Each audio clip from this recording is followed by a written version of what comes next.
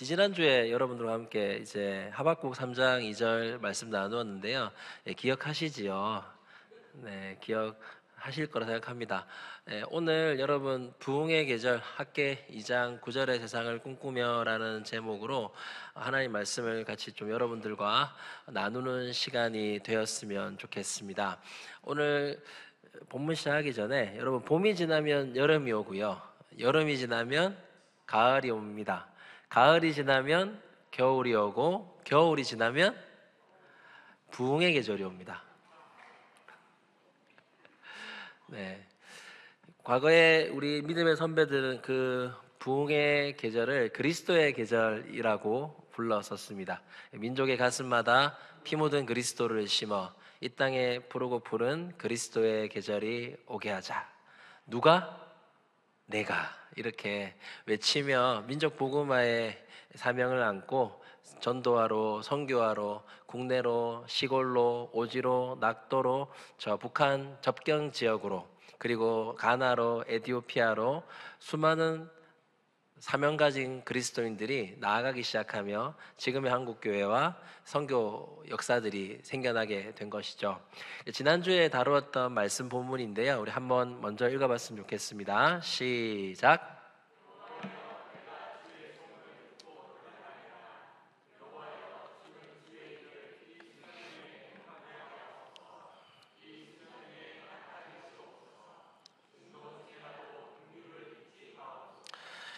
하박국은 남유다의 선지자였습니다. 요시야 왕의 종교개혁을 경험했고, 그리고 여호아하스 왕 시대에 민족의 타락을 경험하며 하나님께 부흥을 간구하고 기도했던 선지자였습니다. 이런 하박국의 기도가 이루어진 이후에 약 30년이 지나지 않은 시간에 결국 하나님의 남아있던 나라였던 남유다는 멸망당합니다. 부흥을 놓고 기도했지만 그가 아마 생전이었을지 아니면 그가 살아있을 때일지는 정확히 알 수 없지만 30년이라고 말하는 한 세대가 지나기 전에 그의 기도는 응답되었다고 보기보다 오히려 나라의 핍박과 고난이 아니라 멸망이라는 씻지 못할 상처를 경험하는 현실을 마주하고 말았습니다. BC 586년경에 한 남유다가 멸망을 당했습니다. BC 722년경에 아수르에 의해서 북이스라엘이 멸망을 당한 이후에 바벨론의 1차, 2차, 3차 침공 가운데 결국 남아있던 하나님의 나라 남유다마저도 멸망당하게 됩니다. 이 당시에 여러분이 잘 알고 있는 선지자 중에 한 명이 예레미야 선지자입니다. 그 선지자가 눈물로 예언합니다. 눈물로 선언합니다. 너희들이 하나님을 떠났다. 하나님께 범죄했고 하나님을 섬기지 않았다. 성전에서조차도 하나님만을 섬기는 것이 아니라 그 성전에서 우상을 너희들이 섬겼다. 여러분, 당시에 예루살렘 성전이라는 곳은 신과 맞닿아 있는 장소입니다. 성전이라는 것 자체가 신과 맞닿은 장소였기 때문에 그곳이 다른 신과도 좀 더 가깝게 만날 수 있는 곳이라 생각을 해서 예루살렘 성전에서 온갖 우상을 모시고 그 우상들을 섬겼습니다. 심지어 그 중에는 곤충을 섬기는 우상도 있었고요. 음란을 상징하는 아스타롯의 신전도 그 안에서 제사가 드려졌습니다. 아스타롯은 음란한 신이었습니다. 하늘의 신인 바알과 대지의 여신이 아스타롯이 관계를 맺어야 농경 문화 속에서 그 성적 체액이 비라고 생각했기 때문에 그 비가 온다고 여겼거든요. 때문에 이 바알과 아스타롯이 관계를 맺게 하기 위해서는 우리가 그에게 음란한 장면을 보여주어야 한다. 그래서 그들 앞에서 집단으로 간음하고 행음하는 것이 이 아스타롯을 섬기는 신전에서 행해졌던 제사의 모습이었습니다. 그 일이 예루살렘 성전에서 벌어졌던 거죠. 심지어 그 예루살렘 성전 안에 몰렉의 제사도 드려졌습니다. 몰렉은 다른 말로 그모스라는 우상이었는데요. 전쟁과 포악의 신이라고 불렸던 신이었습니다. 전쟁을 이기게 해주고요, 원수를 갚아주는 신이 이 몰렉이라는 신입니다. 근데 이 몰렉이 어떻게 하면 우리의 원수를 갚아주냐? 생명을 바치면 이 일을 들어줬어요. 실제로 인신제사를 드린 거죠. 그 중에서도 정말 내 원수를 갚아주는 신, 전쟁을 이기게 하는 그 제사를 지낼 때는 생명 중에서도 어떤 생명을 바쳤냐면 그 제사를 원하는 사람의 자녀를 생명으로 바치는 인신 제사를 드렸습니다. 그 몰렉이 아스다롯이 곤충을 섬기는 일이 하나님을 섬기는 그 예루살렘 성전 안에서 벌어지던 시대였었습니다. 정치적으로도 애굽을 의지하고 있었고요. 애굽이 우리나라를 구원해 줄 거라 여기고 있던 그때에 신흥 강국이었던 바벨론의 1차, 2차, 3차 침공 가운데 결국 이 하나님의 백성의 나라가 멸망당하게 됩니다. 당시 선지자였던 예레미야가 예언을 하죠. 너희들이 지금은 하나님께 범죄하여 하나님 너희들을 징계해서 포로로 끌려가게 되지만 하나님께서 전적인 은혜로 너희들을 다시 이 고국으로 70년 만에 돌아오게 하리라라고 예언합니다. 그리고 나서 이들이 바벨론의 포로로 끌려갑니다. 일제식민 지배 시대를 우리가 알고 있기 때문에 포로로서의 생활에 대해서 어느 정도는 공감하실 거라고 생각해요. 당시 바벨론이라는 곳은 그 예루살렘으로부터 약 1500km가 떨어져 있던 곳입니다. 지금도 1500km면 너무나 먼 거리인데 당시에 1500km라고 생각해 보시면 돌아갈 수 없는 거리입니다. 그 거리에서 고국을 잃고 1500km를 끌려가서 포로로 생활한다는 것은 이제 돌아갈 소망과 희망을 찾을 수가 없는 상황이라고 봐야 되는 거죠. 이들이 포로로 끌려간 70년 동안 어떤 생활을 했는지에 대해서 시편에 보면 기자가 하나를 기록해 놓고 있습니다. 힘든 노동 끝에 하루 일과가 마치고 그 예루살렘 동편을 바라볼 수 있는 그발 강가에 앉아서 쉬고 있는데 갑자기 귀족들의 신하가 이 유대인들을 부르러 오는 겁니다. 부르러 와가지고는 너희들 노래하는 민족이잖아. 너희들 찬양하는 민족이잖아. 그렇게 너희들이 노래 잘한다며 음악에 뛰어나다며 너희들의 그 수금과 비파를 들고 따라가 봤더니 음란한 파티가 벌어지고 있는 거예요. 술 파티가 벌어지고 있고 음란한 행위가 벌어지고 있는 그 쾌락의 극치를 달리고 있는 잔치에 그 축제 속에 그곳에 이 유대인들을 불러서 너희들 노래해봐라고 한 거예요. 무슨 노래냐? 그들이 하나님을 찬양하는 노래요.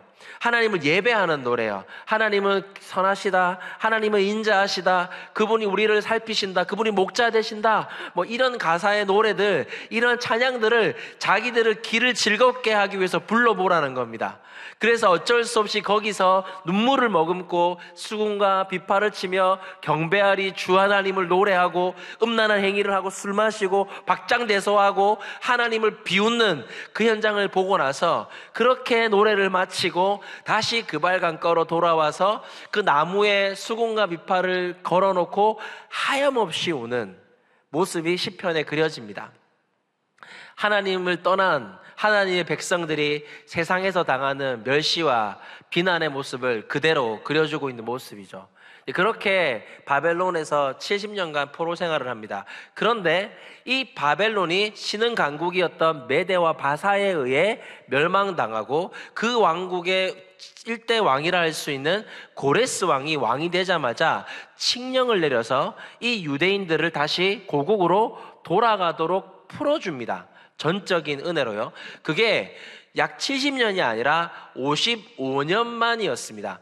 55년 만에 이 예루살렘에서 돌아왔던 포로들이 다시 예루살렘으로 돌아가게 됩니다. 그리고 15년이 성전 재건까지 15년이 걸리고 합쳐서 예레미야 선지자가 예언했던 70년이 흘러갑니다. 그 가운데 이 성전을 새로 짓는 과정 가운데 주셨던 본문이 오늘 말씀인데요. 오늘 본문 말씀 한 번 더 읽어보도록 하겠습니다. 시작.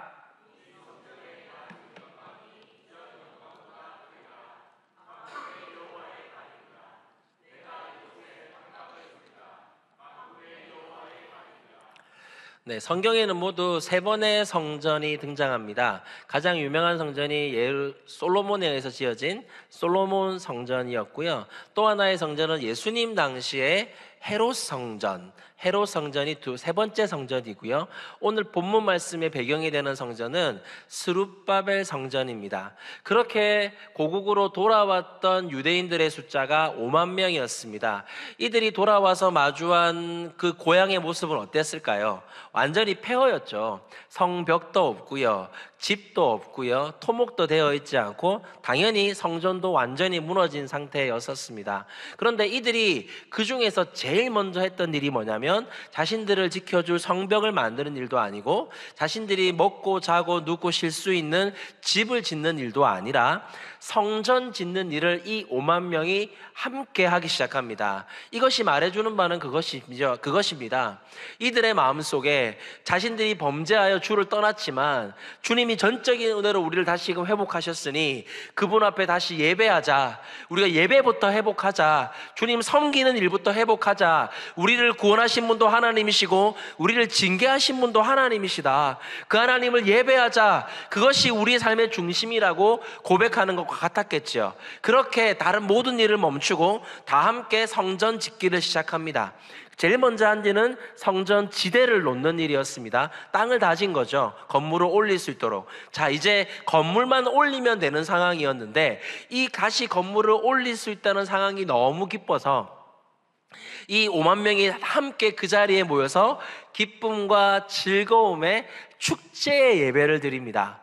그런데 그날로부터 15년 동안 성전 건축이 멈춰져 버립니다. 왜 그랬을까요? 왜 그 성전 건축을 멈추어 버렸을까? 15년 뒤에 하나님이 학개 선지자에게 나타나실 때 학개서 2장 3절 말씀에 왜 이들이 성전 건축을 멈추었는지 정확하게 알려주고 있습니다. 같이 읽어보겠습니다. 시작.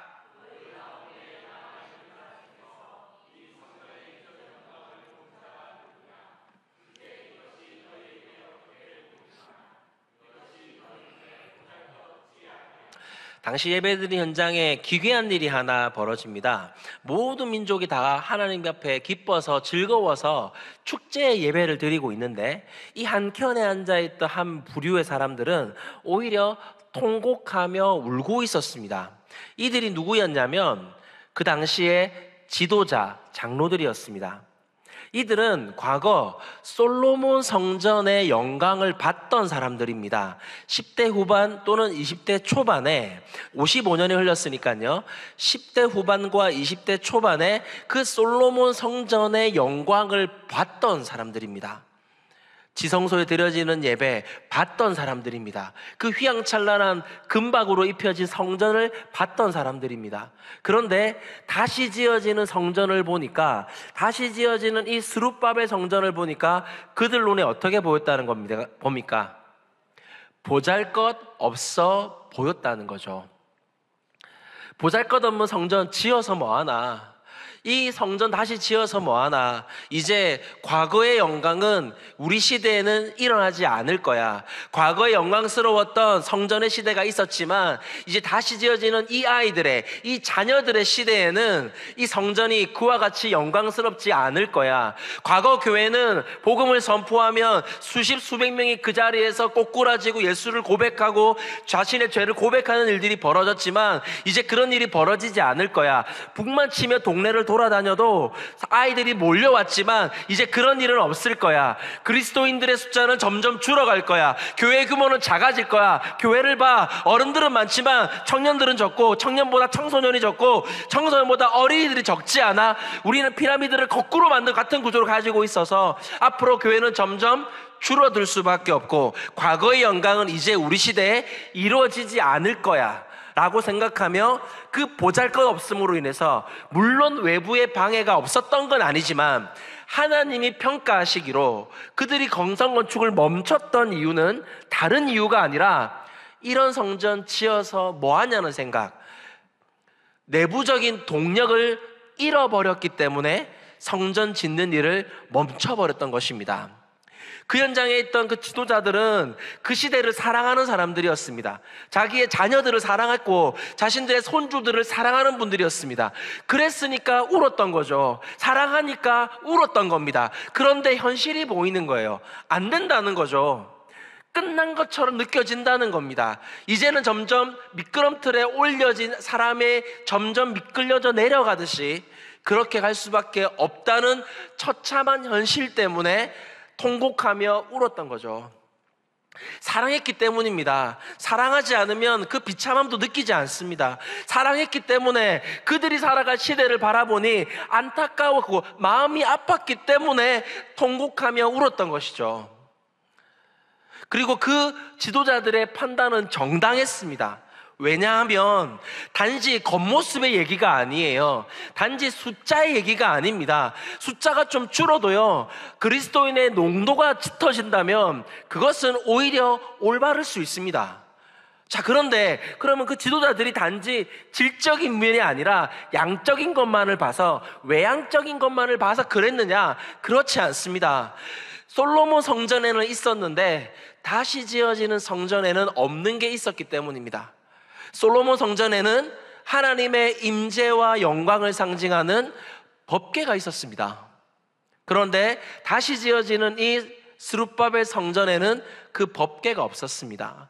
하나님의 임재와 영광을 상징하는 법궤, 두 그룹의 날개 아래, 피 묻은 네 개의 기둥 아래 하나님의 아론의 쌍난 지팡이와 십계명이 있는 두 돌판, 만나가 담긴 항아리가 있는, 하나님이 우리와 함께 하심을, 하나님의 영광과 임재를 상징하는 그 법궤가 솔로몬 성전에는 있었지만 다시 지어지는 이 스룹바벨 성전에서는 이제 그 흔적조차 찾을 수가 없게 되었기 때문입니다. 이제 이 성전이 어떻게 다시 과거의 영광을 회복하고 하나님께 영광 돌리는 성전이 되고 이 민족의 중심이 된 예배의 처소가 될 수 있을까? 그 안타까움 속에, 하지만 그 마음에 믿음 없음으로 보잘것없는 현실 속에, 비루한 현실 속에 고개 숙여 통곡하는 시대를 보내고 있었기 때문에 그 스룹바벨 성전 짓는 것을 15년간이나 멈춰버린 겁니다. 그때 하나님이 이 학개 선지자에게 나타나 그들을 책망하시며 이어진 학개서 2장 9절 말씀에서 그 시대를 살아가는, 그리고 오늘을 살아가는 우리에게 언약을 맺어주십니다. 한번 읽어보겠습니다. 시작.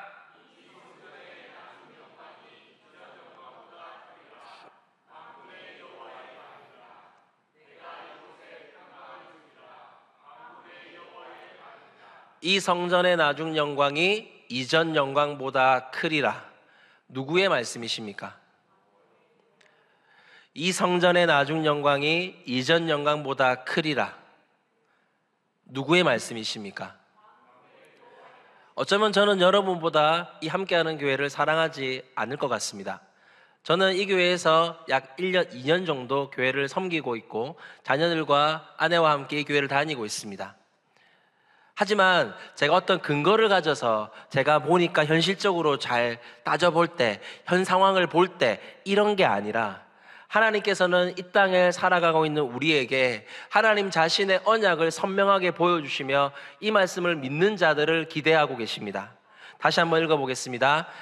시작.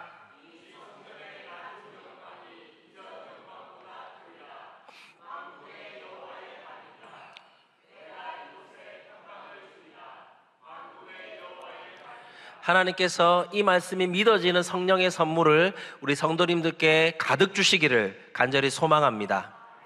우리가 이 말씀을 믿지 못하는 이유는 전쟁 같은 지금의 상황들 때문입니다. 사실 우리가 마주하고 있는 현실은 그렇게 녹록지 않기 때문이죠. 부산의 인구가 326만 정도가 되고요. 제가 섬기고 있는 성시환 운동본부에서 전수조사를 한 결과에 따르면 부산의 기독교인 수는 40만 5천 명으로 약 복음화율로 따지자면 11.5%의 복음화율을 가지고 있다고 이야기합니다. 제가 궁금했던 건 다음 세대 중에서도 그러면 청소년들이 얼마나 있을까? 기독 청소년들이 이 땅에, 부산 땅에 얼마나 있을까가 정말 궁금해서 조사를 해보았습니다. 현재 부산의 교회 숫자는요 1829개의 교회가 있고요. 저 중에서 어른 성도가 100명이 넘는 교회는 몇 개가 있을까요? 약 667개가 있었습니다. 나머지 1200개는 어른 성도가 100명이 안 되는 교회라고 보시면 되겠습니다. 그럼 보통 어른 성도 100명 있는 교회에 중고등부가 몇 명이 있을까요? 목사님 아들, 딸, 장로님 아들, 딸, 한 3명, 4명 정도밖에 없습니다. 그러면 저 667개 교회 중에서 좀 숫자가 되어서 여러분 함께하는 교회는 특수한 목적 때문에 중등부와 고등부를 나누지 않은 교회인데요. 중등부와 고등부를 나누지 않은 채 규모가 있는 교회가 부산에 딱 2개 있습니다. 그 중에 하나가 함께하는 교회고요. 자, 그러면 좀 규모가 있어서 중등부와 고등부를 나누고 있는 교회가 부산에 몇 개가 있을까 조사를 해봤더니, 전부 연락을 다 돌려서 조사를 해봤더니 현재 부산에 65개만이 규모가 있어서 나뉘어져 있었습니다. 나머지 약 600개의 교회들은 30명이 채 안 된다고 보는 게 합리적인 판단인 것이죠. 그렇게 따져봤을 때 현재 부산에 있는 기독 청소년 숫자는 전체 인구가 14만 7천 명이 있거든요. 중고등학교는 319개가 있습니다. 학급 수로는 6,901개가 있고요. 그 중에 기독 청소년 숫자는 따져봤을 때 약 5천 명, 2022년 4월 기준입니다. 5천 명으로 보고마일로 따지자면 3%, 미전도 종족인지를 따질 때 나오는 수치가 3%인데 그 수치가 정확하게 이 당시에 3년 전에 증명이 되고 있었습니다. 조금 전에 제가 학급이 몇 개라고 말씀드렸죠? 6,901개. 그러면 크리스찬 기독 청소년들은 한 학급당 몇 명이 있는 겁니까? 한 명이 안 되는 상황이었다는 거예요. 재미있는 설문이 하나 있었는데요. 부산에 있는 한 신문사가 중학생들을 대상으로 익명으로 이제 조사를 했는데, 동성애를 찬성하는 사람이 아니라 동성애를 해보고 싶은 사람을 익명으로 조사했더니 30명을 한 반으로 봤을 때 30명 한 반에 평균 3명이었습니다. 자, 그런데 기독 청소년이 몇 명이라고요? 한 반에? 한 명이 안 되는 상황인 거죠. 왜 이렇게 되었을까요? 여러 이유들을 얘기하시겠지만 단 하나는 아이들의 삶이 입시에 예속되었기 때문입니다. 하나님을 예배하는 시간을 아이들은 비효율이라고 느끼며 살아갑니다. 형이상학적인 세상, 사랑, 헌신, 희생, 하나의 미랄, 예배, 헌신, 이런 가치들이 아이들이 경험하기 이전에 숫자를 경험하고 살아가야 하고, 그 숫자를 향해 달려가기 위해 네가 만들어낸 결과물이 네 가치를 결정할 거라는 끊임없는 메시지를 들으며 섬기는 시간이 아니라, 희생하는 시간이 아니라, 성경이 말하는 가치를 배울 시간 없이 살아가다 보니 사실상 여러분, 많은 교회들이 청소년들의 제자훈련을 진행하지 않습니다. 서울에 사교육비가 우리나라에서 2번째로 높은 지역이 있습니다. 10,000명이 넘는 교회가 있었고, 그 교회 중등부 담당 목사님과 얘기를 하는 시간이 있었는데요. 그 목사님께서 하시는 얘기가 자기 교회 중등부가 250명 정도 된답니다. 그런데 시험 기간이 되면 110명 밑으로 떨어진대요.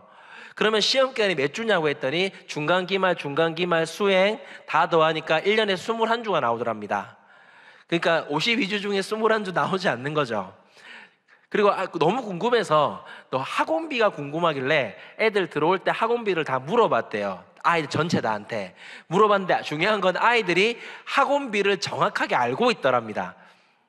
여러분, 자녀들이 학원비를 알고 계십니까? 잘 모르지 않나요? 특히 남자애들은 멍합니다. 몰라요. 그런데 아이들이 다 알고 있답니다. 근데 그럴만합니다. 왜냐하면 평균 학원비가 300만 원이었습니다. 중학생 기준으로. 모를 수가 없는 거죠. 물질이 있는 곳에 마음이 있는 거죠. 그런 아이들이 한 달에 300만 원을 쓰는 아이들이 1,000원을 들고 교회 와서 헌금을 합니다. 300만 원을 학원비로 쓰는 아이들이 1,000원을 들고 와서 헌금을 합니다. 입시에 예속된 아이들, 결과를 만들어내라 끊임없이 요구받는 아이들은 하나님이 아니라 세상의 가치를 삶의 진리로 받아들이며 살아가게 되는 것이죠. 두 번째는 마이너란 인식 속에, 오늘 이 문제의식에 대한 게 저희 주제가 아니기 때문에 좀 빨리 넘어갈 텐데요. 마이너라는 인식 속에 아이들은 살아갑니다. 한 반당 한 명도 되지 않는 상태. 특별히 청소년들은, 특히 다음 세대는 또래 문화와 유행과 트렌드가 중요합니다. 여러분, 퉁퉁퉁퉁 싸우러 아십니까?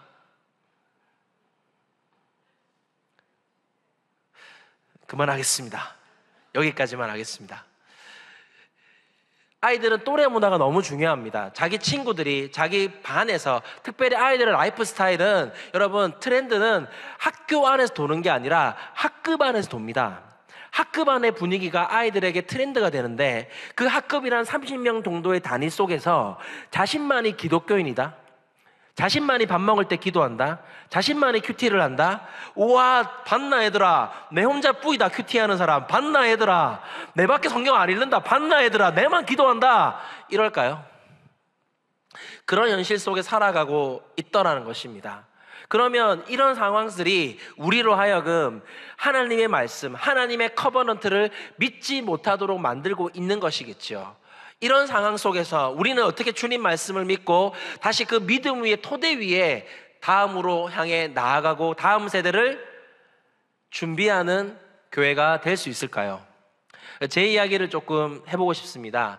제가 몽골이라는 지역 나라로 2번을 단기 선교를 다녀왔었습니다. 한 번은 갈 때는 이제 4개의 팀 중에 하나의 팀장이었고요. 한 번 갈 때는 이제 목사가 된 다음에 전체 총괄하는 팀장으로 몽골을 다녀왔었습니다. 근데 그 중에 첫 번째 갈 때 제가 이제 여러 팀들 중에 한 팀을 맡아서 갔을 때 저희들의 주된 사역이 주일학교 사역이었습니다. 그래서 이제 그 지역교회에 흩어져 가지고 그 교회에서 주일학교를 하고 또 뭐 마술하고 뭐 하고 공연한 다음에 복음 전하고 애들 영접기도 하고, 그다음에 그 자리에서 이제 애들 안아주고 축복해 주는 게 저희 프로그램이었거든요. 가가지고 이제 다들 이제 제일 처음에 노방전도에서 애들을 모은 다음에 이 일을 진행하자 하고 이제 계획을 하고 흩어졌습니다. 그런데 저도 이제 한 팀 맡아 갔었고, 전 D팀이었는데 ABC 팀하고 다 이제 선교를 끝낸 다음에 다 본부로 모였습니다. 본부로 모이고 나서 이제 선교 보고를 하는데, 그날에 A팀부터 보고를 시작했습니다. A팀이 우리는 오늘 200명이 왔습니다. 조그만한 교회에 아이들이 200명이 왔다는 거예요. 다들 막 박수치고 와 이랬죠. 그 다음 이제 B팀이 소개를 하는데 저희는 180명이 왔다는 거예요. 대박이죠. 진짜 조그만한 교회인데, 그 다음에 또 C팀이 소개하는데 한 160명 정도가 왔다는 겁니다. 대박이다 막 이러는 거죠. 다음 이제 제가 보고를 해야 되는데 저희는 50명도 오지 않았습니다. 보고를 해야 됐었습니다. 쪽도 너무 팔리고 부끄럽기도 했었습니다. 근데 원인은 하나밖에 없었어요. A팀, B팀, C팀은 전부 노방전도를 나갔습니다. 나가가지고 알아듣든 못 알아듣든 뭐 기타 치고 소리 치든 뭐 풍선 나눠주든 하면서 노방전도를 확 도니까 아이들이 교회로 몰렸던 거죠. 저도 노방전도를 할 계획으로 D팀에 가서 현지 사역자분에게 노방전도 이제 나갈까요 하니까 현지 사역자분이 안 나가도 된다는 거예요. 지금 우리 애들은 그냥 오라고 하면 다 오기 때문에 굳이 나갈 필요가 없다, 앉아서 쉬고 계시면 애들이 올 거다라고 얘기해 준 거예요. 그 말을 제가 이제 제 마음의 욕망과 부딪힌 거죠. 나가기가 부끄럽기도 하고 조금 쉬면서 프로그램을 잘 준비하고 싶기도 하고, 또 이제 현지 사역자 그 말을 하니까 그냥 아멘하고 받아버린 거예요. 그리고 났더니 결과가 가장 좋지 않은 팀이 돼버리고 말았습니다. 제가 그 뒤로 많이 부끄러웠고, 또 사역을 하면서도 내가 왜 그랬을까, 그러면서 당시에도 하나님 다시 한번 기회를 주시면 정말 제대로 잘해보겠습니다, 이런 마음의 고백을 드렸었습니다. 그리고 5년이 지나서 다시 몽골로 갈 기회가, 팀장 전체 총괄을 해서 갈 기회가 생겼었습니다. 그때 찍었던, 우리 선교팀에 찍었던 영상인데요, 짧게 한번 보도록 하겠습니다. 올려주시면 감사하겠습니다. 소스 찍은 게 아니라 실제 영상팀이 찍은 영상들입니다.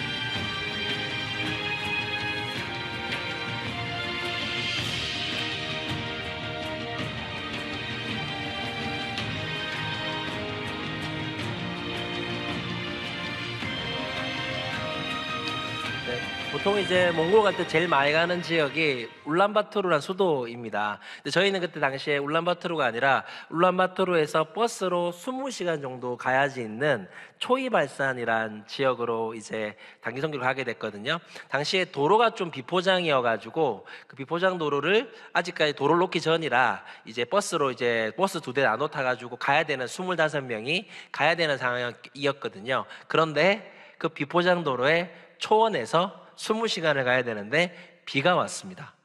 땅이 어떻게 됐을까요? 그때 영상 보도록 하겠습니다. 제가 다시 눌러볼게요. 또 빠지는 버스. 벌써 3번째입니다. 밀면은 뒤에서 사람들이 밀면은 빨리 빠질 거야 라고 생각하고 좀 가볍게 생각했던 거 있었던 것 같아요. 그런데 이번에는 상황이 조금 심각한 것 같습니다. 1시간쯤 밀어도 안 되고 앞차를 지금 밀러 가는 중인데 일단 가봐야지 알 것 같습니다.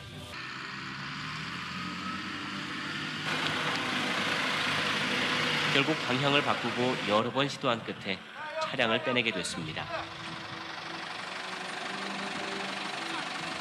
오늘 너무 힘든 날이었죠, 다들.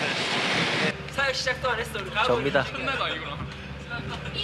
이제 이동 중이야. 20시간 넘었습니다.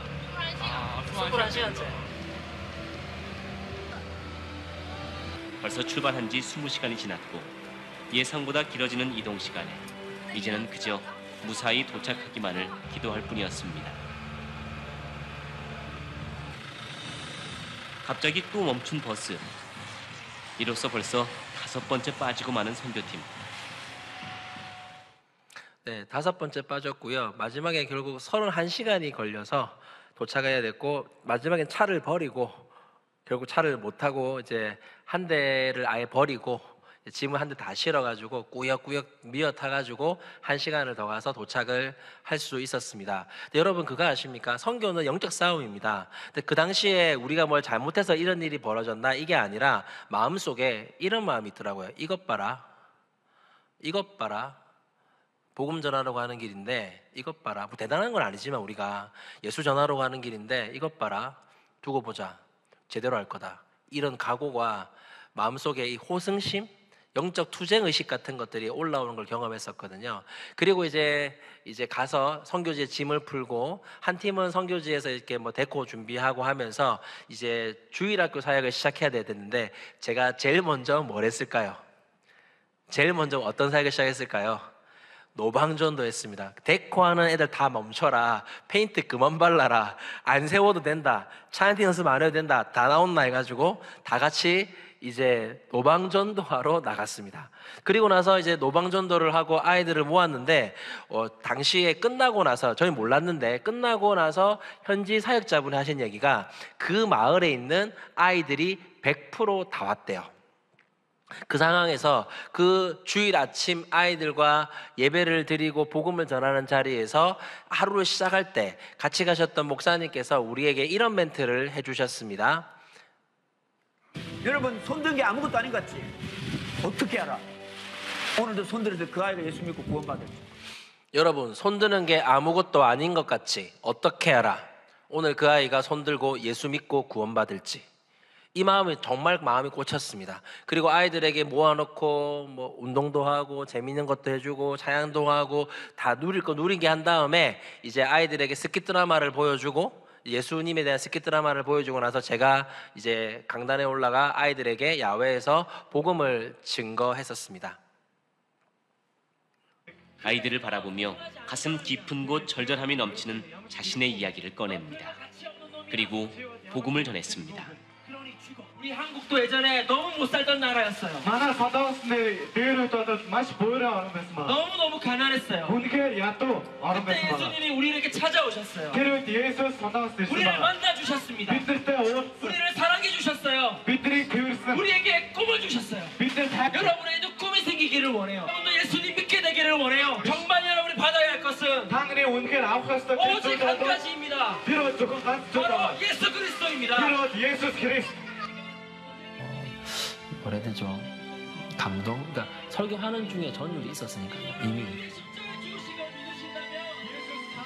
그 시간에 거의 대부분의 아이들이 되게 진지했어요. 다는 아니었겠지만 굉장히 많이 진지했어요. 저는 죄인입니다. 1번 김노국들. 조금만 사랑을 줬던 건데 이 아이들은 정말 크게 사랑을 받고 있다는 느낌이 이제부터 되게 많이 예수님을 들어요. 믿고 어떤 예수 스탠드 있게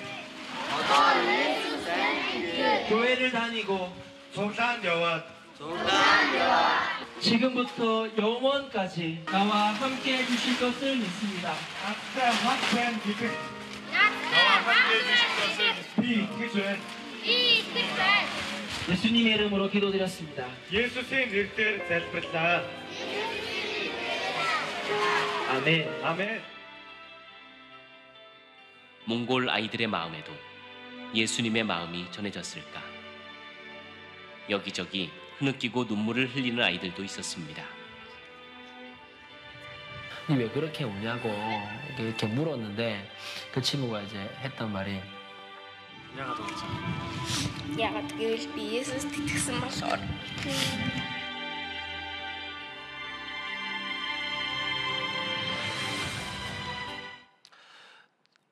아이들이 울더라고요. 여기저기서.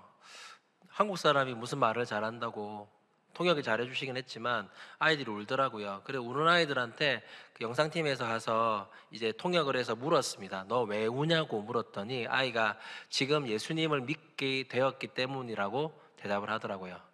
저는 이때 목사가 된 상황이었지만 제 마음속에는 예수만이 답이라는 것이 제 삶에 크게 와닿지 않았습니다. 다른 걸 줘야 이 아이들이 사는 게 아닌가에 대한 내 안에 현실적인 고민들이 있었습니다. 좋은 교육을 줘야 되고 좋은 가르침을 줘야 되죠. 사랑도 줘야 합니다.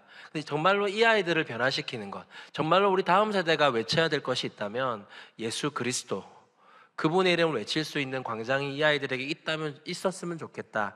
이것이 제 소망이 되었고 기도 제목이 되어서 아마 저도 돌아보니 청소년 사역을 오래 하긴 했지만 이때 경험이 저에게는 그 확신과 복음에 대한 확신과 믿음을 심어주는 계기가 되었던 것 같습니다. PPT 띄워주시면 감사하겠습니다. 사실 모두가 안 된다고 말하지만 2022년까지만 해도 좋지 못한 지표들 많이 가득했지만 반전이 일어나고 있습니다. 보시고 있는 표는 전국에 있는 신학과의 경쟁률의 변화입니다.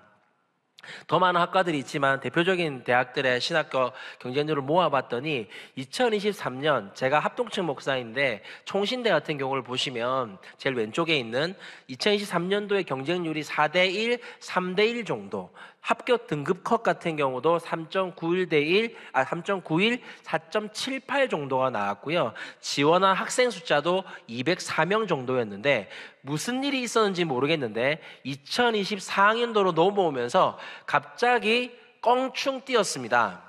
신학과 경쟁률입니다. 7.58대 4.79대까지 올라갔고요. 합격 등급 컷도 2등급대가 나왔습니다. 지원자 숫자를 봤더니 297명으로 50%가 넘게 늘었습니다. 일반적인 여러분 전통적인 학과들이 있습니다. 국어, 국문, 중어, 중문, 영어, 영문 같이 사학과, 철학과 같이 전통적인 학과들이 있는데 이 학과들은 거의 변화가 없습니다. 약간씩 떨어지거나 올라가지 점진적으로 떨어지지 한 번에 획기적인 변화가 일어나지 않는데 신학과 역시도 마찬가지인데 갑자기 2024년에 50%나 경쟁률이 점프를 해버립니다. 그리고 올해 2025학년도에 또 올랐습니다. 297명 지원하던 게 321명까지 지원자가 늘어났습니다. 이게 총신대의 일만 아니라 장신대, 성결대, 고신대, 감신대에도 동일하게 편차가 있다 뿐이지 일어났습니다. 감신대는 2배가 늘었고요. 성결대도 2배가 늘었습니다. 이렇게 많은 인원들이 지금 절대적인 숫자가 신학과에 지원하는 아이들이 전국적으로 늘어났다는 것이죠. 입시를 컨설팅 하시는 분들은 그냥 기현상이다, 신학과에 단기적으로 일어난 기현상이다 이러고 말겠지만 믿는 자들의 눈에는 이것이 말해주는 의미는 명확합니다. 지금 젊은 다음 세대 안에 하나님 나라를 위해 살고 싶고 헌신하고 싶고 그래서 신학과를 선택하는 다음 세대가 늘어나고 있다. 하나님을 사랑해서 그분을 위해 살고 싶은 다음 세대가 늘어나고 있다. 그것을 말해주는 중요한 통계 중에 하나가 아니겠습니까? 이런 통계들을 보고 여러 지역의 집회를 다니면서 아이들이 변화되는 모습이 있더라고요. 남달라지는 시대의 아이들의 헌신적인 모습들을 보게 되면서 뭔가 다르다. 바뀐 것 같다. 아이들 안에 뭔가 변화가 일어나고 있네. 긍정적인 이런 마음이 들어서 통계 조사를 실시해 보았습니다. 청소년 월드 캠프를 하면서 아이들을 데리고 왔던 2025년 현재 청소년들을 가르치고 있는 사역자들 680명 더하기 현재 학교 기도부시 운동 함께하고 계신 약 300여 명의 사역자들에게 약 1000명에게 설문조사를 보냈습니다. 우리나라에 현재 등록되어 있는 모든 교회 기관이 56,000개 정도가 되고요. 그 중에 청소년부가 조직되어 있다고 보이는 숫자는 약 10,000개. 그 10,000개의 10%인 올해 사역하는 1000명에게 그 설문통자 통계를 보냈고 그 중에 240명이 3일 만에 답장을 다 주셨습니다. 일반 통계로 봤을 때 신뢰 수준 95% 수준의 표본 오차 플러스 마이너스 5로 논문에 기재될 수 있는 정도의 수치가 나타났습니다. 그 중에서 주요하게 물었던 것이 4가지였는데요. 첫 번째, 사역자님께서 사역하는 교회나 단체에 청소년들의 수가 2024년에서 2025년에 어떤 변화가 있었습니까? 라고 물었습니다. 50% 이상이 늘거나 많이 늘었다. 36%가 그대로다. 줄었다는 약 10%에 지나지 않았습니다. 나머지는 전부 늘거나 많이 늘었다라고 답을 해 주었습니다. 다음으로 그러면 청소년들의 헌신도는 어떻습니까? 라고 물었더니 60% 이상이 좋아졌다, 많이 좋아졌다, 그대로다 24%, 안 좋아졌다 10% 정도의 결과가 나타났습니다. 아이들의 예배 태도는 어떻습니까? 물었더니 70% 가까이가 좋아지거나 많이 좋아졌다, 그대로다 20%, 안 좋아졌다 8%의 결과가 나왔습니다. 아이들이 기도하는 모습은 어떻습니까? 라고 물었더니 마찬가지로 약 60%가 좋아지거나 많이 좋아졌다, 그대로다 37%, 안 좋아졌다는 3% 많이 답을 해 주셨습니다. 명확하게 다음 세대 아이들이 교회 안에 늘어나고 있다. 학교의 기도 모임을 찾아가 보면 과거에는 기독교에 대한 비판, 개독교란 말 돌아다녔습니다. 아이들이 교회에 대해서 거부감이 있었습니다. 그런데 요즘에 학교에 기도 모임 방문해 보면 아이들 안에 기독교에 대한 반감이 없습니다. 오히려 우호적입니다. 예수님을 힙하게 봐요. 아이들 말로 칠하게 봅니다. 지금 얼굴 표정들이 그럴 리가 있냐 이 얼굴들이신데 그렇습니다. 믿어주십시오. 나 이 사람 네, 학교 기도부 시운동이라고 지금 부산에서 시작된 사역이 여러 지역에서 함께 진행되고 있는데요. 학교에서 그리스도인으로 당당하게 살아가는 다음 세대를 기르고 학교 안의 학생을 지역교회 안으로 이끌고 다음 세대에게 신앙의 광장을 주기 위해서 아이들에게 또래가 함께 모이는 신앙의 광장을 만들어 가고요. 그 현장에서 아이들이 자신이 살아가는 삶의 터전이라 할 수 있는 학교에서 당당한 그리스도인으로 살아가고자 기도 모임을 하게 만드는 게 학교 기도부 시운동의 사역입니다. 저희가 신앙의 광장을 만들고 아이들이 예배에서 은혜를 받은 다음에 돌아가기 전에 아이들 인터뷰를 한 10명 정도를 따거든요. 그러면 10명이 똑같이 하는 말이 있습니다. 이렇게 믿는 친구들이 많은 줄 몰랐어요. 내가 혼자가 아니란 걸 알게 되었어요 라고 답을 합니다. 그렇게 신앙의 광장을 만들고 아이들이 은혜를 받은 이후에 너희들 학교에서 기도 모임 만들자라고 동기부여를 하고 그 자리에서 결단을 시키고 결단하는 아이들을 학교별로 모아서 만나게 해주면서 학교에서 기도 모임을 만드는 것이 이 사역입니다. 2016년부터 지금까지 해마다 2차례 1학기에 한 번, 2학기에 한 번씩 해서 저희 부산 지역에서 부산에 있는 아이들 대상으로 해서 더 웨이브라는 이름으로 집회를 지금껏 약 10년 동안 이어져 오고 있었습니다. 올해 3월 8일, 3월 달에 있었던 집회 영상인데요. 이 집회 사진이고요. 3월 8일 부전교회에서 있었던 18차 집회 때 약 2,700명의 청소년들이 모여서 함께 이 집회를 했습니다. 부산에 아까 몇 명 있다 그랬죠? 2,700명이 왔다고요. 감동도 없고 놀람도 없고 네. 그때 영상입니다.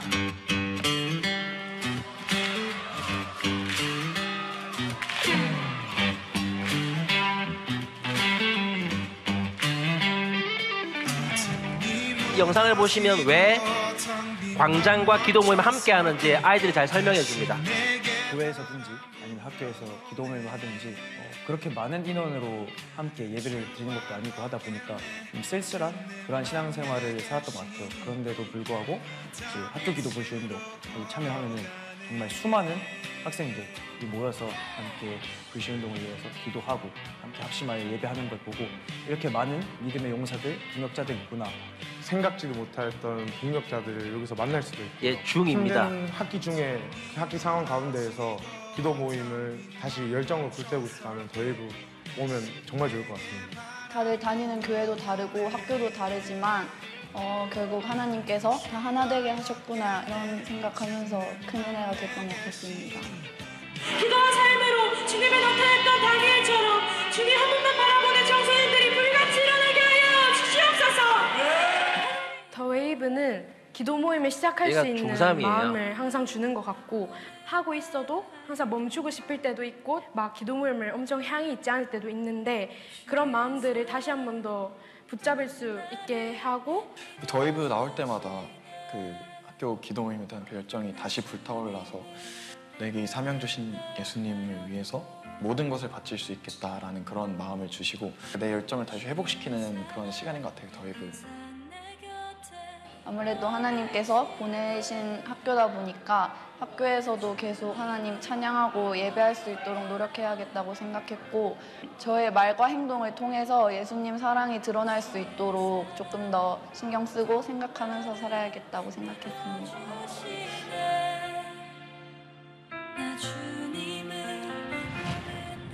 네, 저희가 집회를 하고 나면 꼭 그 잘 현장에서 아이들에게 기도 모임에 대한 결단을 시킵니다. 요거는 애들 예배하는 모습인데요.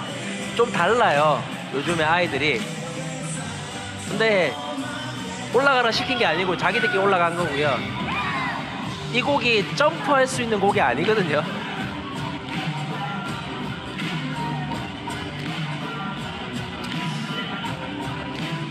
뭐 옛날처럼 막 이렇게 뭐 회개하고 뭐 눈물 이런 잘 보기 힘들고 오히려 그러니까 엄청난 액팅과 열정으로 예배하는 모습을 많이 볼 수 있습니다.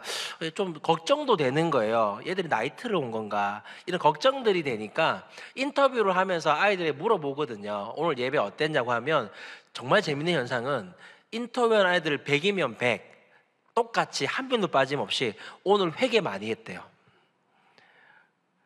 회개 많이 했대요. 자기들이 그렇게 얘기합니다. 저희도 눈에 보이는 것처럼 액팅밖에 없는데 자기들 회개를 많이 했대요. 뛰면서 회개를 했대요.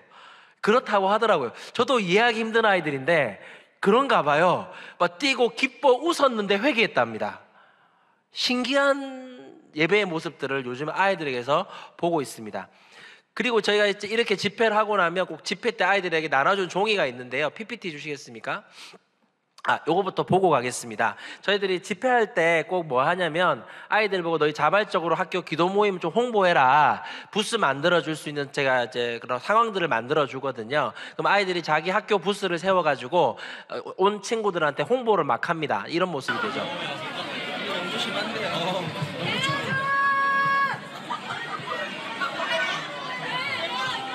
지금 대동고 이러고 있는 거예요. 저희들이 만들어주는 건 저 배너 한 장밖에 없고요. 아이들이 준비해 와서 뭐 다트하고 간식 주고 사진 찍고 뭐 온갖 거 다 합니다. 너무 재밌어 하고요. 이렇게 하거든요. 저 집회 때 아이들에게 이 종이를 나눠줍니다. 결단지인데요. 아래쪽에는 자기의 사인을 할 수 있게 만들어 놓고 연락처와 학교를, 교회를 적어 놓을 수 있게 만들어 놓고 위에는 현재 부산에서 운영되고 있는 학교의 기도 모임의 시간과 장소를 아이들에게 공지해 주는 거죠. 그렇게 해서 2023년도에 2학기 때 부산에 319개 중에 75개 학교에 기도 모임이 있었고요. 원래 해가 넘어가면 아이들이 졸업을 하고 학교가 바뀌다 보니까 조금 줄어듭니다. 2024년도 1학기 때는 66개였거든요. 전날 16차 집회가 끝나고 한 달 뒤에 107개가 되었습니다. 한 달 사이에 40개가 생긴 거죠. 그래서 2024년 2학기 때는 107개를 얘기할 수 있었어요. 저 참 감사했던 건 보통은 줄어들어야 되는데 해가 바뀌었는데 줄진 않은 거예요. 106개. 그리고 올해 2025년 3월 8일 날 아이들 106개를 소개하고 같이 집회를 했습니다. 자, 그러고 나서 올해 4월 30일에 전체적으로 아이들이 만든 기도 모임을 취합을 했습니다. 취합을 해봤더니 319개 학교 중에서 현재 부산에 165개 학교의 기도 모임이 운영되고 있습니다. 한 명 있는 지역은 저희가 기도 모임 얘기 안 합니다. 최소 2명 이상 모이는 곳에서만 기도 모임이라고 얘기를 하거든요. 아이들의 자발적인 참여를 위해서 인스타 계정을 운영하고 있는데요. 다들 인스타 하나쯤 하시죠? 재밌습니다. 해보시면 아이들의 세상도 많이 알 수 있고 시간 날 때 한번 해보시면 좋을 것 같습니다. 만들어서 운영하면서 저희가 아이들이 결단했던 그 리스트를 엑셀 파일로 만들어서 드래그하면서 영상으로 찍어서 짧은 영상을 찍어서 올렸거든요. 올렸더니 이게 조회수가 터졌습니다. 506만이 봤어요. 별로 안 놀랄 줄 알았습니다. 기독교 컨텐츠 중에 500만 넘는 컨텐츠 거의 없습니다. 500만이 넘게 본 거예요. 저기 애들 좋아요랑 댓글이 엄청 달렸는데 댓글이 그래요. 우리 학교 있다. 너가 학교 없제? 메롱메롱 이런 게 달려 있습니다. 아이들이 막 놀아요 거기서. 그리고 저희가 또 아이들 인터뷰 따서 막 올리거든요. 다른 인터뷰 영상은 3만 4만 나오던데 이 영상만 11만이 넘어가더라고요. 이유는 단순합니다. 아이가 예뻐서 그렇습니다. 애들은 단순합니다. 이번에 또 3월 8일에 찍어서 올렸는데 똑같은 걸 또 올렸더니 116만이 나왔습니다. 계속 이런 상황인 거죠. 우리가 집회 때마다 사역자들이 올라가서 기도 인도하는 게 아니라 아이들이 교복 입고 올라가서 기도 인도하고 사회 보고 간증을 하는데 이 아이의 허락을 받고 짧은 간증이지만 간증 중에 일부분을 아이 걸 떼서 가져왔습니다. 보기 힘든 영상인데요. 잠깐 같이 보도록 하겠습니다. 저희 기도 모임은 점심시간마다 모여서 찬양을 부르며 서로의 신앙을 고백하였으며 학교 안에서 일어나는 여러 가지 문제들을 나눴습니다. 또한 친구들 사이에서 교류 수도인으로서 욕설 없이 어떻게 대화를 나눌 수 있는지, 점심을 먹기 전에 왜 꼭 식기도를 해야 하는지 등의 사소한 신앙 고백도 나누었습니다. 저희 기도 모임에서는 모두가 입을 열고 소리내어 기도합니다. 평소 옆 사람을 의식하며 겨우 입만 떼고 기도하던 척하던 제가 어느새 정말 주님과 기도를 통하여 대화를 나누게 되었고 더 이상 하나님 앞에서 아무것도 부끄러워하지 않게 되었습니다. 저의 장애도 부끄러운 것이 아니라 하나님이 주신 선물이라고 생각합니다. 이제는 이런 저를 사용하셔서 하나님께서 어떤 일을 하실지 기대하기까지 합니다. 함께 기도하여 예수님의 사랑을 나누다 보니 4명이 전부였던 기도 모임이 어느새 40명으로 늘어났습니다. 저희는 함께 모여서 친구를 위해, 선생님을 위해, 학교를 위해 기도드리고 있습니다. 저는 학교 기도 모임을 통해 믿음의 동력자를 만났고 그들에게 많은 것을 배울 수 있었습니다.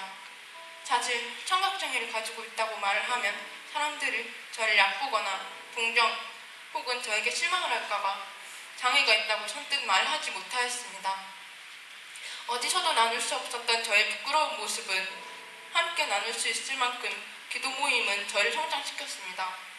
학교 기도 모임이 있어서 지금의 저가 있지 않을까 생각합니다. 또한 저의 기도 모임 친구들이 있기에 학교 생활은 더 이상 외롭지 않습니다. 혹시 이 중에 아직 기도 모임을 가지 않는 분들이 계시다면 자기가 크리스천임을 당당히 밝히고 기도 모임에 참여하시기를 적극 추천드립니다. 기도 모임에 함께하지 못하는 많은 이유가 있겠지만 그 어떤 이유보다도 더 중요한 단 한 가지를 기도 모임을 통하여서 얻을 수 있습니다. 바로 우리가 가장 많은 시간을 보내는 학교에서도 예수님을 만날 수 있다는 것입니다. 나약하고 울기만 하던 저를 기도 모임을 통하여서 회복시키신 하나님께서도 여러분들을 따뜻하게 만나주실 것을 저는 감히 확신합니다. 여러분, 고백되지 않는 신앙은 자라지 않습니다. 베드로가 주는 그리스도 살아계신 하나님의 아들입니다 고백했을 때 하나님께서 그 다음 넥스트 미션을 그에게 주셨습니다. 네가 내 이름으로 교회를 세우리라 라고 미션을 주시죠. 고백되지 않는 신앙은 자라지 않습니다. 자신이 살아가는 삶의 연장에서 다음 세대가 그리스도를 고백한다는 것이 아이들의 삶에 얼마나 선교적인 포인트가 될 수 있는지 기억해 주셨으면 좋겠습니다. PPT 주시면요, 여기는 올해 초에 3월 2일 날 저희 학교 기도부시 운동이 부산에서만 하는 게 아니라 여러 지역대에서 하고 있는데요, 여기는 서산입니다.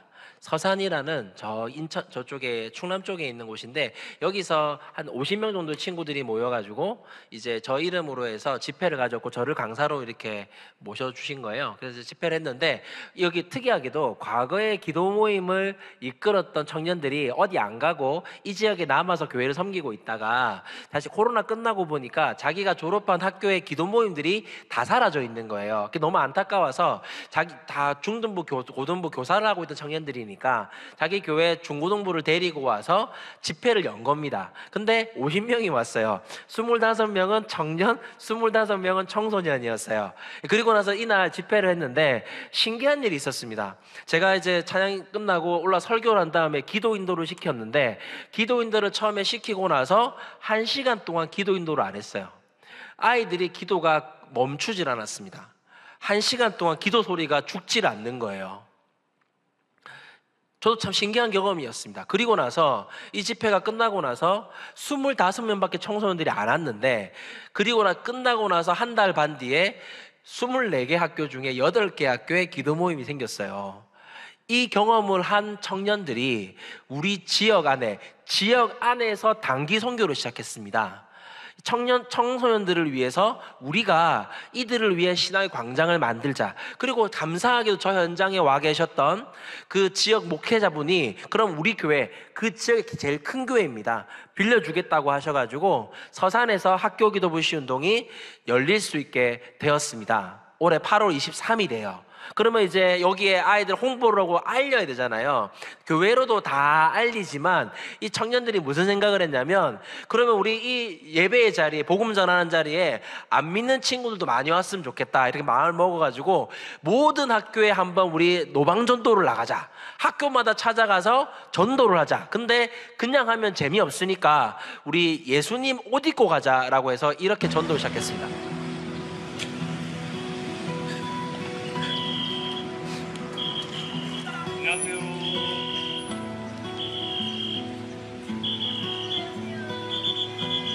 하필이면 이제 좀 부한 애가 제거를 해가지고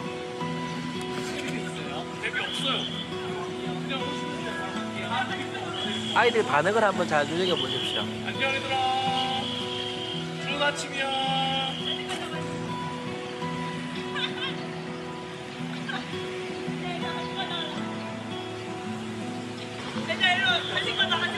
아이들 막 전도를 하는데 뭐라 전도하냐면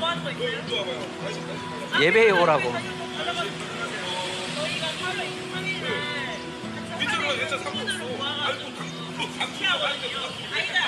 저기 보면 전도 문구가 뭐냐면 우리는 학교에서 기도합니다가 전도 문구예요. 우리 서산 태안에서 학교 기도 부시 운동 집회한다, 우리는 학교에 기도할 거야, 이 집회 너희 놀러와, 이렇게 하고 있는 건데, 이걸 진행했던 청년들의 고백을 들었는데 예수님 옷 입고 학교 방문을 했거든요. 저 때부터 모든 학교 다 가야지 해가지고 서산 24개 학교 다 갔고요. 그 다음 옆에 있는 태안 지역에 13개 학교가 있습니다. 13개 학교도 어제까지 해서 신방을 마쳤습니다. 어제까지 맞죠? 신방을 마쳤습니다. 방학 직전까지 해가지고 모든 학교를 다 갔어요. 텐트 하나 치고 비 오는 날도 예수님 옷 입고, 그리고 저 앞에 저렇게 전도하는 일을 37개 학교를 이번 학기 다 돌았어요. 근데 고백하는 게 뭐냐면 예수님 옷 입고 가니까 애들이 사진을 찍더랍니다. 신기하다고. 그리고 와가지고 안기고 포옹하고 허그하고 관심 보이고, 얘들아 예배 드릴 거니까 기도할 거니까 우리 빡시게 통성 기도할 거고 방언 기도할 거니까 우리 예배 와가지고 은혜 받아, 이러면서 안 믿는 애들을 전도하는 모습들을 보고 된 거죠. 이 집회가 8월 23일에 열립니다. 어떤 일이 벌어질까요? 그 지역의 청년들은 지금 어떻게 기도하냐면 부흥을 달라고 기도합니다. 근데 그 부흥을 달라고 기도하는 현장에 저도 같이 준비 기도에 갔었거든요. 한번 갔는데 청년들이 기도하는데 저도 참 어쩔 수 없나 봐요. 청년들은 그 뜨거움과 확실히 그 강력함이 있는 것 같아요. 그때 기도하는 제 따라하기도 쉽지 않은데 기도 소리가 하늘을 찌르는 것 같았어요. 나나나나나나나나나나나가 아니라 제가 따라하기 힘든데 그냥 진짜 그 발끝에서부터 모은 힘을 끌어올려서 배심에서 폭발시킨 다음에 가슴을 거치지 않고 목으로 토해지는 소리처럼 기도하더라고요. 자기들이 전국에서 서산이 부흥의 시발점이 될 거라고 자기들끼리 얘기하고 있습니다. 속으로 그러죠. 부산이다. 너가 아니다. 이러고 있습니다. 네. 그러고 있는 중이고 1차 목표는 뭐냐면 서산 태안역에 있는 37개 학교에 올해 안에 모든 기도 모임이 생기게 하는 거. 이 청년들이 그 지역 안에서의 단기 선교를 하고 있습니다. 그 중에 한 커플이 결혼했거든요. 27살 먹은 남자랑 두 살 동생이랑 결혼해서 아기를 낳는데 아침마다 그 아기 유모차를 끌고 노방전도를 나갔습니다. 거기다가 등판에 뭘 꽂아놓냐 팻말로 우리는 학교에서 기도합니다 팻말 꽂아서 유모차를 끌고 나가니까 안 볼 수가 없잖아. 그렇게 해서 하고 있었습니다. 여기는 여수인데요. 여수에서 빌드업의 아이로 학교 기도 부시 운동을 했었고요. 여기는 그 옆에 있는 여수에서 하고 나서 여수 오셨던 분들이 광양이라는 지역에서 학교 기도 부시 운동을 하셨습니다. 그래서 이제 900명, 50명 이상 왔었고 기도 모임 숫자는 12개가 생겨났었고요. 그리고 여기는 포항입니다. 올해 초에 첫 포항에서 집회가 열렸었는데요. 3월 8일에 열렸는데 재밌었던 게 대구에서 집회를 한 다음에 은혜 받은 사역자가 자기 고향인 포항에서도 하겠다 해가지고 사역자들이 모여서 시작이 됐습니다. 그 시작이 되면서 제가 그랬죠. 처음 하니까 적당히 좀 하자 해가지고 장소를 물색을 해라 했더니 이분들이 장소를 어딜 빌렸냐면 포항 기쁨의 교회를 빌렸습니다. 감동이 별로 없으실 줄 알았는데 3,000석이 있는 교회입니다. 이 교회 3배 정도 되는 거죠. 3,000석이 되는 교회를 뭐 하는 거냐고 막 그랬죠. 그런데 이 지역에 심지어 중고등학생 숫자가 13,000명입니다. 안 믿는 애 다 포함해서. 근데 이날 이 집회 믿는 사람 안 믿는 사람 다 포함해서 1,200명이 왔어요. 그리고 나서 4월 30일까지 생겨난 기도 모임이 62개 중고등학교가 있는데 24개 학교에 기도 모임이 생겼습니다. 아이들이 막 DM 기도 모임 어떻게 만들어요? 막 DM 보내온 거고요. 3월 달에서 동아리가 만들어지거든요. 애들 동아리를 만들었는데 오른쪽 끝에 보시면 새하고 보이세요? 애들 트렌드 하지 않습니다. 유치합니다. 이름이 세루살렘입니다. 진짜 유치합니다. 너희들 얘기 좀 밖에서 해도 되냐라고 했더니 해주세요. 그럼 너희 사진 좀 보내달라고 했더니 애들이 이렇게 학교에서 기도 모임 사진들을 찍어서 보내주었습니다. 학생들의 자발적인 운동입니다. 사역자가 있어야 기도 모임이 이루어지는 게 아니라 아이들은 지금 여러분들 상상한 것 이상으로 기도 모임을 쉽게 만듭니다. 대단한 신앙이 있어서 만든 게 아니라 집회 왔는데 저 누나도 만들고 저 오빠도 만드네. 야, 네 학교에서 뭐 하는지 점심시간에 밥 먹고 놀지. 우리끼리 뭐 잠깐 기도 좀 할래? 알았다. 누가 하지? 가위가위보 하자. 가위가위보. 이래가지고 만듭니다.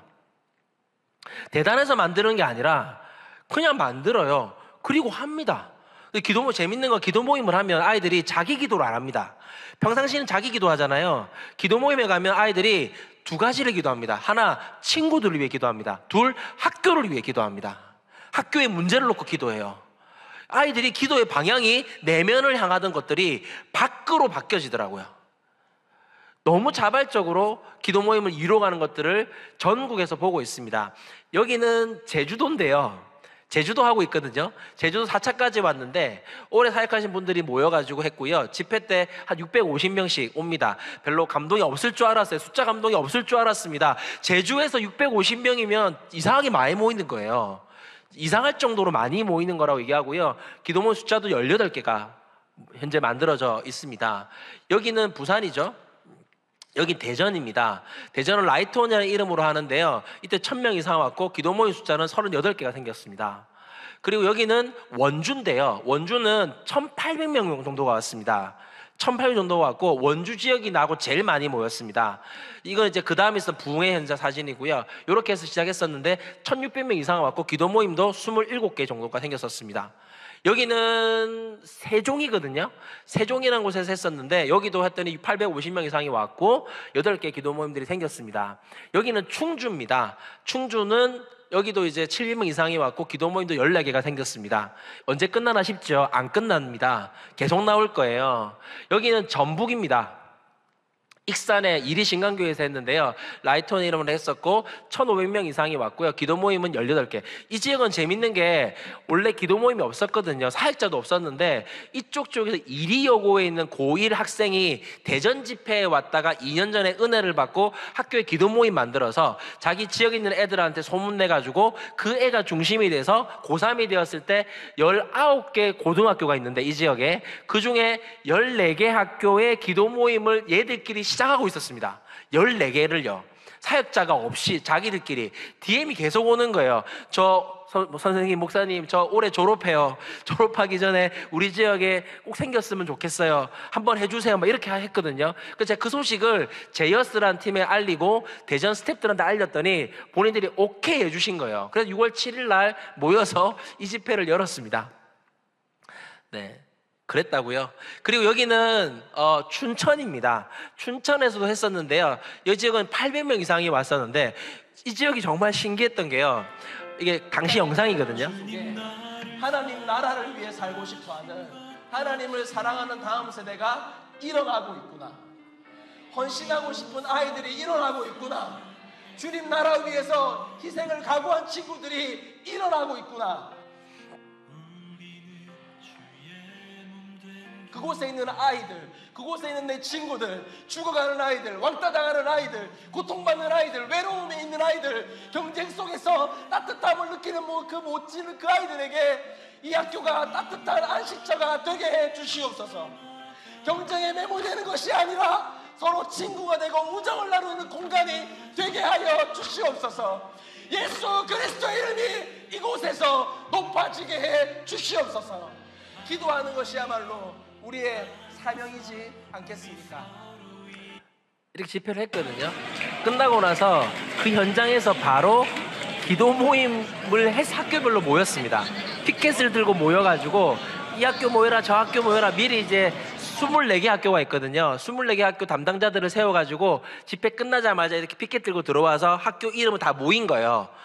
서로 얼굴 처음 보는 많았죠. 이 모임 현장에서 강원고등학교라는 애들이 있었는데 얘들이거든요. 남자 학교입니다. 애들이 여기 모여가지고 이랬거든요. 요게 토요일이었습니다. 주일 지나고 다음 날 학교에서 이렇게 모였습니다. 이 지역에 이제 끝나고 나서 어떻게 됐냐면 진짜 많은 학교가 일주일 안에 갑자기 생겼어요. 기도 모임이 갑자기 막 생겨가지고 어떻게 됐냐면 이 지역에 그 학교가 22개가 있거든요. 중고등학교 춘천에. 근데 22개가 있는데 끝나자마자 일주일이 지나서 16개 생겼습니다. 24개 중에서.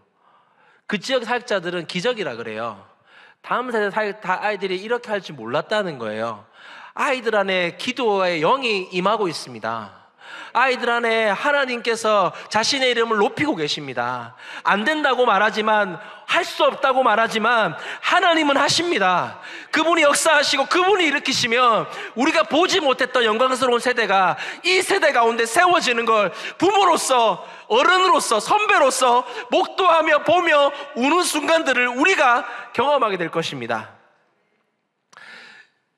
그 이후로도 올해 여름이 지나고 8월 23일부터 서산, 태안, 제주, 부산, 대전, 세종, 강릉, 섬포, 곰단, 대구, 광주, 청주, 경기 하나, 서울, 송파에서 동일한 집회가 올해 열려서 올해 하루 잠깐만요. 올해 하루 동안 24번의 집회가 이 집회가 열리고 있습니다. 아이들이 모이고 있고요.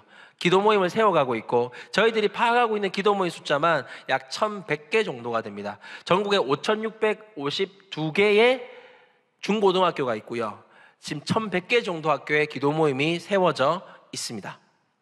그 충주 지역 갔을 때 한 친구가 기도하는 모습을 제가 오늘 영상을 보여드릴 건데요. 같이 한번 잠깐 보도록 하겠습니다. 주님, 충주의 모든 학교마다 기도 모임이 발생하게 하시옵소서. 주시옵시고 거룩한 공동체가 세워주실 수 있도록 도와주시옵소서.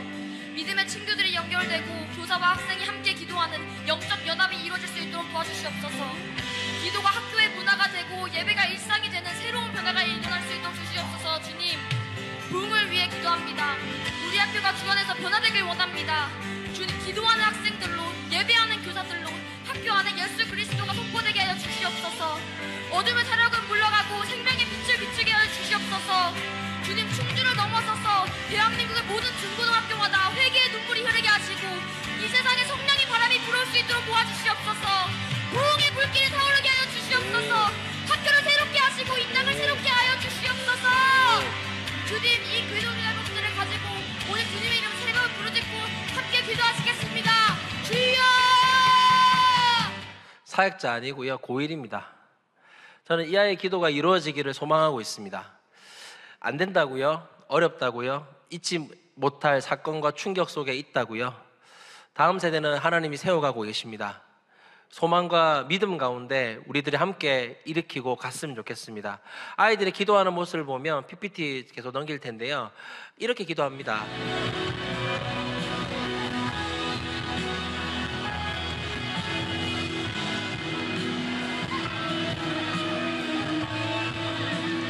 쟤들이 뭘 할까? 쟤들이 뭘 기도할까? 하나님이 하시더라고요. 하나님께서 아이들 안에 자신의 영광을 세워가고 있다고 믿습니다. 학개서 2장 9절 말씀 다시 한번 같이 읽도록 하겠습니다. 시작.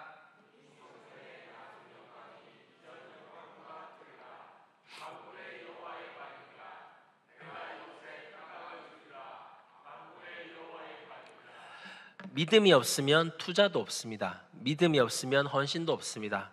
믿음이 없으면 시작하지 않습니다. 믿음이 없으면 다음을 꿈꾸지 않습니다. 그래서 하나님 말씀하시는 거예요. 이 성전의 나중 영광이 이전 영광보다 클 거야. 내가 한 말이야. 사람이 한 말도 아니고 현실이 말해주는 것도 아니라 하나님께서 이 땅을 살아가고 있는 다음 세대, 그리고 또 다음 세대를 길러야 되는 지금의 세대에게 약속하신 말씀이라고 믿습니다. 저도 청소년 사역을 기간 사역자로 감당하기 위해 교회를 사임하고 나오면서 이 말씀 앞에 부딪혔을 때 주님 앞에 제가 보였던 반응은 회개였습니다. 아이들 사랑했거든요. 아이들 위해서 살아왔습니다. 제 가족들이 제일 잘 알고 제 주변의 친구들이 제일 잘 압니다. 20대 초반부터 지금까지 쉬지 않고 청소년 사역을 해왔습니다. 아이들 보면 기분이 좋습니다. 상담하면요, 할 말도 많고요, 들을 말도 많습니다. 그런데 아이들을 믿지는 않았습니다. 이 아이들이 나도 내 다음 어른들보다는 못하고 있는데 이 아이들은 나보다 더 못하겠지? 얘들이 뭘 할 수 있을까? 이런 마음들 속에 잠겨 있을 때가 너무 많았습니다. 그래서 이 말씀 받았을 때 주님 앞에 오랫동안 회개했습니다. 하나님, 이 말씀 때문에 저를 쓰시겠다면 하나님, 이 믿음이 생기는 현장에 저를 써달라고 기도하고 결단하고 현재 사역하고 있습니다. 저는 이 말씀을 믿습니다. 이 말씀대로 이 땅에 다음 세대가 세워질 걸 믿습니다. 청년들 속에, 청소년들 속에 새로운 일들이 일어나고 있습니다. 전국 곳곳마다 예배 자리에 청년들, 청소년들이 넘쳐나고 있고요. 기도 모임이 세워지고 있고요. 이 아이들이 무엇을 할 수 있냐고요? 네, 이들 속에 많은 선교사들이 파견되고 파송될 것입니다. 이번에 CCC가 모여서 큰 수련회를 할 때 장기 선교사 파송식을 했다고 하더라고요. 여러분, 그 자리에서도 수천 명이 일어나서 장기 선교사로 파송을 결단하는 분들이 일어났었습니다. 곳곳마다 그런 청년들이 일어나고 있습니다. 이번에 저희가 G2A라는 이름으로 10월 3일에 킨텍스에서 1만 5천 명이 모이는 큰 집회를 준비하고 있습니다. 각 팀에서 파견된 사역자들이 모여가지고 함께 연합해가지고 이 사역을 이루어가고 있는데, 각 팀에서 파견된 분들, 그 팀에서 행정 일을 담당하는 좀 역할을 하시는 분들이 와서 뭐 제이어스에서, 아이자야에서 이런 팀들이 오셔가지고 팀원들이 뭐 사목을 꾸렸는데요. 저를 딱 빼고 나니까 평균 연령이 27살이었습니다. 저를 빼고 나니까요. 젊은 친구들이 뭘 하냐고요? 저는 이 말씀을 믿습니다. 이 말씀이 오늘 이 자리에 성령께서 믿음을 선물로 주시기를 바랍니다. 에베소서 2장 말씀에 의하면 믿음은 성령의 선물이라고 했습니다. 우리가 믿겠다고 의지를 가져 주어지는 것이 아니라 우리가 그 말씀대로 믿고 기도할 때 성령께서 그 믿음을 주실 줄로 믿습니다. 이 성전, 함께하는 교회의 나중 영광이 이전 영광보다 클 것을 믿습니다. 만군의 여호와의 말입니다. 저희 지금 현재 그렇게 일어난 아이들의 숫자들을 지역들을 따져보면 24개 지역에서 정말 많은 친구들이 지금 이 사역에 동참하고 함께 일어나고 있습니다. 갖고 있는 기도 제목은 크게 3가지입니다. 전국의 학교마다 기도 모임이 생겨나게 하소서, 청소년들에게 신앙의 광장을 주소서, 북한 땅의 학교마다 그리스도가 울려 퍼지게 하소서. 아이들과 나누고 있는 기도 제목입니다. 여러분, 이 시간 우리가 기도해야 한다면 어떤 기도를 주님께 드리는 게 맞을까요? 저는 믿음을 달라고 같이 한번 기도하면 좋겠습니다. 기도 제목을 다 들으시고 기도해 주시면 좋을 것 같아요. 아이들만이 그렇게 사는 것이 아니라 이 아이들은 또 부모 세대의 모습을 보고 자라가야 합니다. 하나님이 행하시지만 엄마의 신앙을 보고 아빠의 신앙을 보고 어른들의 모습을 보고 지금 다음 세대는 내일을 꿈꾸고 있습니다. 저 위에서 예배하던 아이들은 우리들을 보고 있고, 그 우리 자녀들이 이 교회에서 그냥 놀면서 축구 차면서 간식 먹으며 지나가는 그 아이들이 교회의 지금을 경험하고 있습니다. 우리가 무엇을 해야 될까요? 어떤 마음으로 교회 가운데 다음 세대를 세워가는 비전을 품어야 하겠습니까? 믿음입니다. 이 성전의 나중 영광이 이전 영광보다 크리라.